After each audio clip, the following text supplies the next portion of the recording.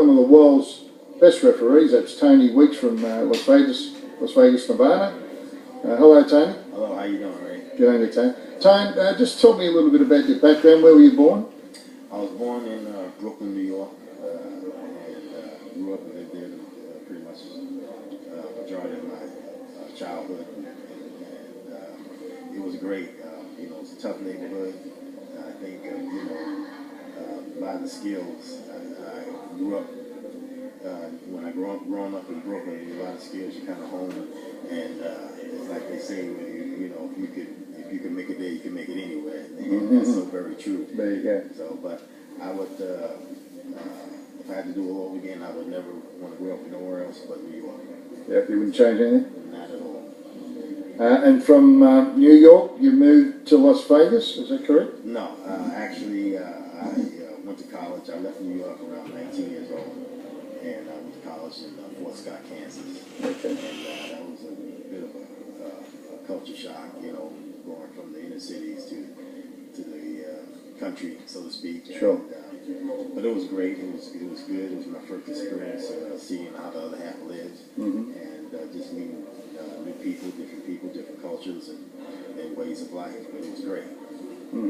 And just tell me when you first got involved in boxing, were you, Tony? Well, it was around 93, 94. I work in the federal prison system. I'm an athletic supervisor. And what I did was I brought in a couple of fighters to put on the exhibition for the inmates. And we had everything set up there on the regular, but we didn't have a referee. So I asked one of the trainers, the late Beto Martinez, do you mind if I get up there and officiate? And he said, no, go ahead. Got up there and, it felt natural. I didn't feel out of place. And, at the end of the show, Beto Martinez had asked me if I ever done that before, and I said, well, no. He said, well, I think you should look into it because you got good natural movements, and he gave me a number to call, and the rest is history. Great work, mate. Now, you were the third man in the ring in one of the greatest fights of all time. That's Corrales versus Castillo. Please take me back to that fight.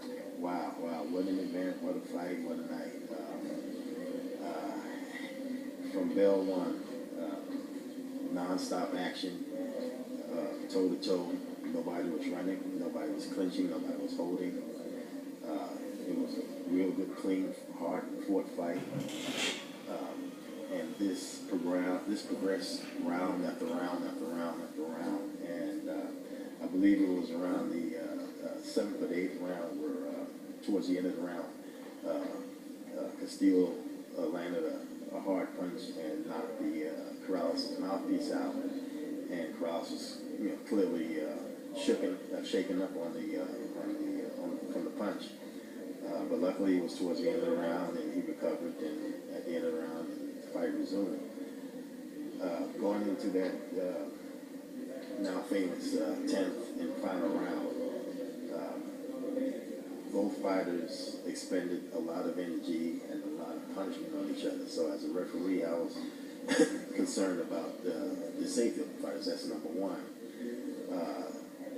The round started, and no sooner than it started, I believe it was a left hook that Castillo landed right on the tip of Corrales' jaw. And Corrales goes down, and when I picked up the count, I noticed that the mouthpiece was out of his mouth, so I continued to count.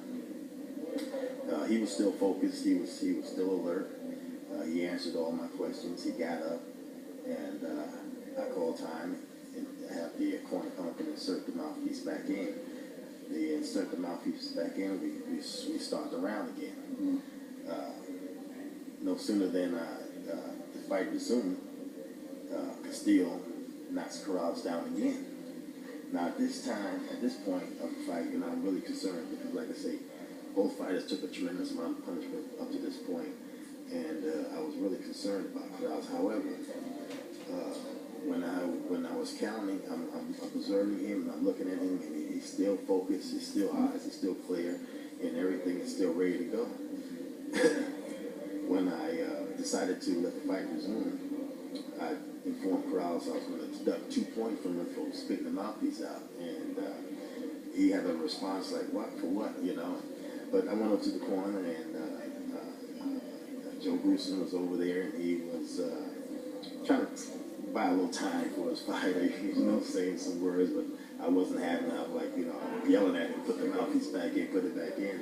So we put the mouthpiece back in and resumed the fight. And the fight goes on, and it's just out of nowhere, Corrales lands a hard right to Castillo's jaw. And when I looked at the replay, you can literally see my eyes going from Corrales to Castillo. My total focus went from Corrales to Castillo. Like, I couldn't believe what was happening. Now Castillo is hurt. Yeah. And it all seemed to happen so fast. Yeah. Once Castillo was hurt, Corrales jumped on him, stayed on him, and Castillo was against the ropes, and Corrales landed a barrage of punches, and Castillo's head went limp, and I just jumped in and stopped the fight. Right. And it just happened so quickly, and I just couldn't believe what had happened. It was a thing where I didn't think about it. I just purely reacted. You know, I had to jump in and stop the fight. But what a great fight. At the time when it happened, like I say, you know, as a referee, you're not concerned about who's winning or who's losing. You know, you pretty much there to enforce the rules and the safety of the fighters. And it was not until days later where I really found out what an event I was really involved in. That's right, man. You had the media calling me, fellow referees calling me, and it was just an unbelievable feeling. And to this day, you know, just talking about it, I still feel that excitement and you know, being a part of that night. I think the biggest tragedy that night that I can see is that the stadium wasn't full. Yeah. You know, we had maybe about 5,000 people there. Yeah. That was a shame because that was truly a great fight, and it was truly an honor and a blessing to be a part of that. I can remember very distinctly Richard Steele coming over to me and said, you know, referees can go throughout an entire career without having a signature fight. He said, you just had a signature fight. There you go, and congratulations for that, Tony, and thanks very much for taking us through the fight. Thank you. Felt like we were right there at ringside with your description. Thank you. Thank you again, and best of luck for the future. Thank you.